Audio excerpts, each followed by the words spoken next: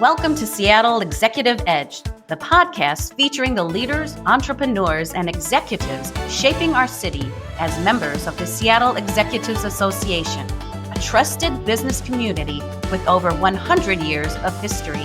Here, we go beyond strategy and hustle to explore the relationships, trust, and connections that drive real success in Seattle. Let's dive in. Welcome to the Seattle Executive Edge, a podcast for Seattle business leaders. I'm your host, Suzan Sturholm of All Things HR, and welcome to our inaugural episode. Today, we're going to talk about the 109-year history of Seattle Executives Association. Yes, Seattle Executives has been around since 1917. Woodrow Wilson was the president. The 19th Amendment for granting women the right to vote was still a few years away. War was raging in the trenches of Europe. The Russian Revolution ended the Romanov dynasty, but here in Seattle, there was rapid growth from a growing population. Today, we're going to explore the history of Seattle Executive Associations, and I'm joined here today with member Rich Martin of RB Contact Lab and Seattle Executive Association Director Cheryl Serio. Welcome. Thank you for joining me today. Well, thanks for having me on. Yeah, I'm Rich Martin from RB Content Lab. We've been members of the association since 2014. I'm Cheryl Serio. I've been working for Seattle Executives Association since 2013. And I personally have been part of this organization since 2017. So, Rich, back in 2017, when the Seattle Executive Association was celebrating its centennial, you were asked to produce a video about the history of the association. I'm sure it was a fascinating journey. Please tell us all about it. Yeah, it was obviously a real honor to be able to kind of tell the story of 100 years of the association at that point.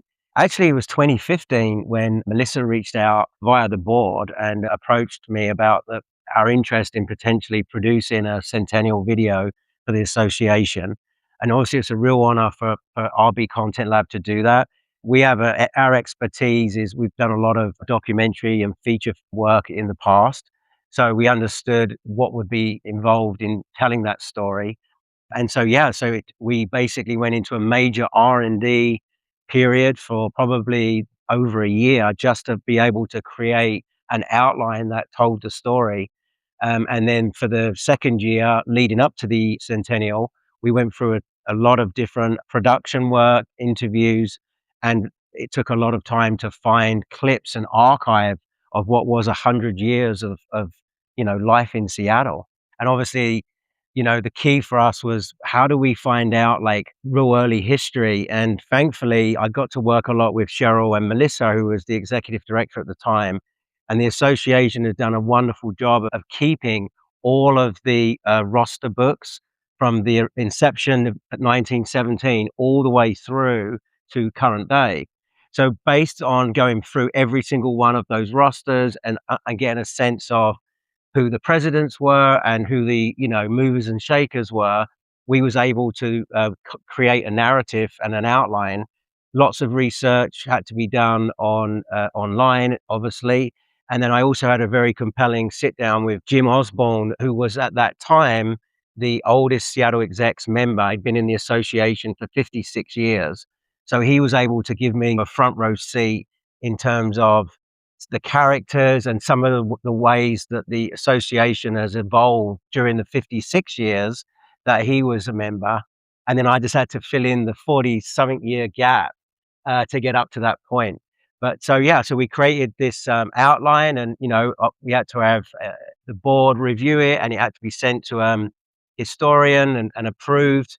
And we went forward from there and developed a script to essentially tell the story.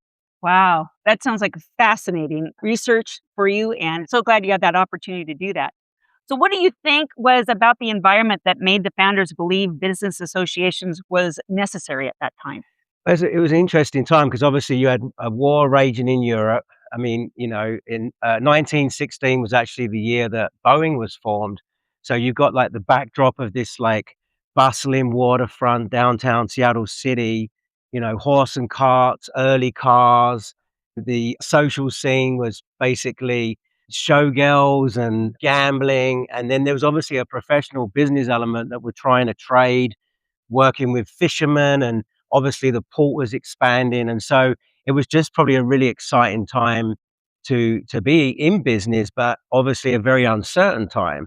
And so if you're trying to build a business and have continuity and stability, that's why I think the genesis of Seattle Execs came about, is because those early founders wanted the consistency and wanted to be able to deal with all the labor strikes and everything and be able to, have a safe haven to conduct business.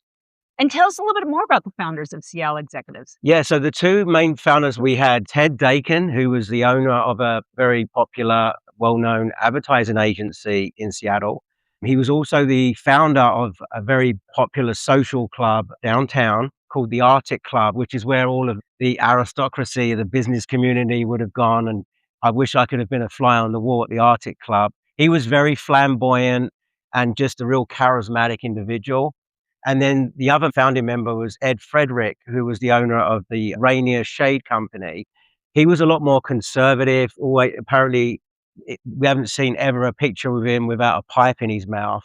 And so these two individuals literally had heard about this club that was being created in San Francisco.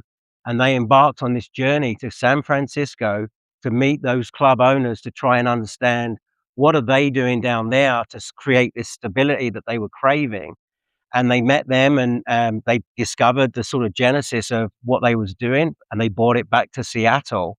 And that's kind of how we start the video. We hired actors that depicted these characters, and the opening scene in the video is Ted and Ed returning from San Francisco to essentially reveal how this club would run. And they went forward from there.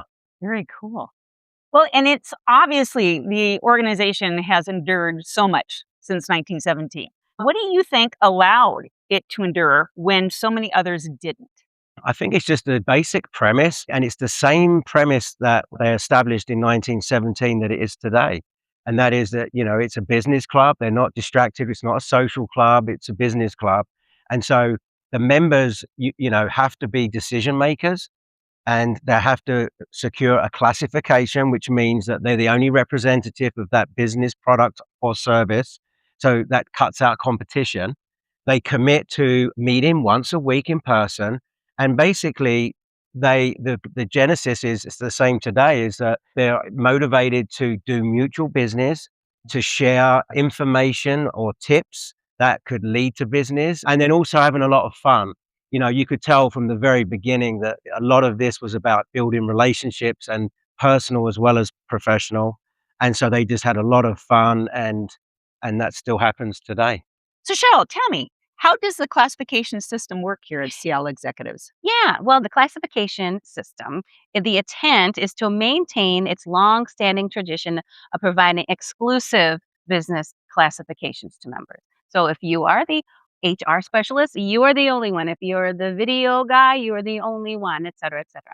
And that classification is representative of 60% of members' business. Wow, impressive. And how has it changed over the years? Oh, as I like to go pull our old rosters and directories out. I pulled some of the really fun ones from the old days. Of course, farm and livestock. We don't have many cows and goats in Seattle. Not so much downtown anymore. Of course, haberdasher is a very good one. Seeds and poultry supplies, again, or scandalous furrier back in the 1950s. I think times have changed with that. Quite a bit. Quite a bit. That's fascinating. That's very interesting. So who are some of the more longest standing members that we have? Oh, yes. We have Paratex Pest Prevention, which joined in 1951. Washington Alarm, 1974. National Sign, 1974. And lastly but not least, U.S. Printing, 1978. Wow, that's impressive. Indeed, indeed. So a lot of long-standing members. Lots of long-standing members. That's something to be proud of. Mm-hmm. And hopefully, in a future episode, we will interview one of those or all of them about their wonderful time here in Seattle Execs. I look forward to talking to them. We've had thousands of members being part of Seattle Executive Associations over the years. What are some of the big names that some of us will recognize? Well, this was what was so exciting to me and Cheryl and Melissa when we went through the rosters for 100 years, because you could see the individuals and the companies they represent. The first one that's jumped out to me was Everett Nordstrom. Oh my gosh. I mean, the son of John Oh Nordstrom. my gosh, that's impressive. Yep, and he joined Seattle Execs in 1931, and they were members for 5 years. And I think it was because we were going through the Great Depression, and like all the other businesses, they were looking for a safe harbor where they could actually conduct their business and sort of like work their way through a very challenging time. As we went through, we saw other big brands, for example, the Seattle Mariners, the Sonics, the Storm, and the Thunderbirds were all members during the 1980s. And then we also had like local brands like Moss Adams and See's Candies were members. And so, again, we've had some King 5, which is obviously a local television network that everybody knows. That just shows the credibility of the association. But also, as we evolve, I think we should be looking to continue that level of membership as well as other size companies. Besides the old school ones, we also have changed with the times. Now it's a lot of tech, IT, web design, fractional services, podcasting, digital marketing. So you got to stay with the times. Absolutely. Thank you for sharing that information with us. And Rich, so for decades, Seattle Executive Association was an old school men's club, if you will. What stories have been passed down that capture the culture of those early decades? Oh gosh, it was obviously a very different time. Some of the greatest stories I heard was when I sat down with Jim Osborne, who was obviously been in the association since his early 20s, in the early 50s. And he said in those days, there were stories that quite often the guys would be meeting for business and then it would flip into a poker game. Drinking and alcohol was obviously a lot more commonplace then. And if you was a new member back then, maybe have an extra drink than you was used to. Plus, he shared stories that some of the younger members would have to drive the old guard home. This was obviously all before like drink driving rules and things. And smoking cigars in a meeting in the 50s was totally like acceptable. And so that was some of the stories that he shared that I just thought, wow. And of course, back then, women wasn't really even a part of the organization until the early 70s. So it was just a very different world. Completely different world. So Cheryl, what about women in the organization? I mean, when were they allowed to join? Well, funny you should ask. I actually have a newspaper clipping from June 4th, 1972. Oh my God. Where it says the club is not social but for business, and they meet every Wednesday, and they finally offered an entree into a woman, and it was voted down first 42 to 26. But if I remember correctly, Rich, it was our old timer Jim Osborne who actually changed the old guard to accept women. And Great. then later, finally, yes, in 1988, we had our first woman president, That was Judy Billings. I was going to ask, Yes. who was that first woman president? Yes, yes. Very cool. Very, very cool. And today we've had many lady past presidents, including Ms. Sturholm. Absolutely. Today it's about 60% men, 40% women. So there you go. That's impressive. We've come a long ways. Right? Yes, since 1972. Well, Rich, tell me, if Ted Daikin or any of the other founders could see the organization now, what do you think would surprise them the most? Well, I think that what would surprise them the most is just that we kept to the premise and we kept to the simplicity of what the Seattle Executive Association is, which is, it's a business club, first, last, and always. And this is Ted Daikin's quote. This is when he established, he said, it's a business club, first, last, and always. The club has engaged in the business of getting more business for the other members of the club. Ted Daikin, 1917. And when I think he would just be so impressed that the association has been able to evolve with so much change in industrial revolution, the rise of tech, and now as we transform into AI, and that the essential premise of what the association is about still works great. He'd probably be very proud. And also the fun part with these, we're still building these genuine friendships and relationships and have a lot of fun. And I think he'd be just probably blown away that if he could see it. I would assume they would be in awe of where we're at today. So with more than 100 years behind us, what do you think is ahead for us? What's the next frontier? I think that, again, if something's worked so well for 109 years, you obviously have to evolve. But if it's not broke, don't fix it. I think we need to honor, the way that the association is set up, and of course, we need to modernize. So, for example, as new industries and new business starts to come to the forefront, the association wants to approach that sector, bring them in, because we need that to stay relevant and viable. But other than that, I think, yeah, we just hopefully can get through to the 200th year. And when we're all like kind of gone, people can look back and then we'll be part of that video. Absolutely. The new video of the new future. Exactly. The hologram video. There you Yeah. go. Well, thank you both for being with us this afternoon and for sharing the history of Seattle executives with us. Thank you for listening to the Seattle Executive Edge. And a special thanks to the Washington Athletic Club for allowing us to use this beautiful boardroom. We would love to have you join us for one of our executive lunches.